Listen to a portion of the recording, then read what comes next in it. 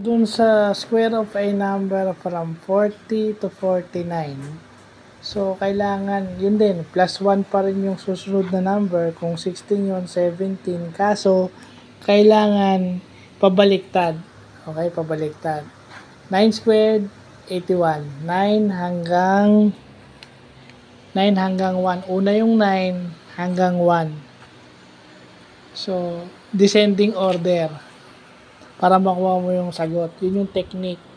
Iba yung technique sa pag-square ng number from 50 to 59. Iba rin ang technique kapag square of a number from 40 to 49. So, magkaibang technique yon. So, mabutit na lalaman natin. May descending order. May descending order siya and then meron siyang i-square mo lang. Except yung 45. 45 squared is, 5 squared is 25. So, 2025.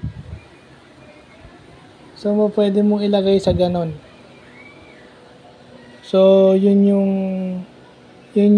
yung style. Iba-iba pala style niyan, hindi pare-pareho. So, iba-iba yung trick, iba-iba yung paraan. Hindi siya uniform, meron siya iba't ibang paraan na pagkuha. So, yun yung na-discover natin. Malamang dun sa 30 to 39, iba rin. 20 to 29, iba rin. From 10 to 19, iba rin. So, yun ang pag-aaralan natin. So, yun lang po.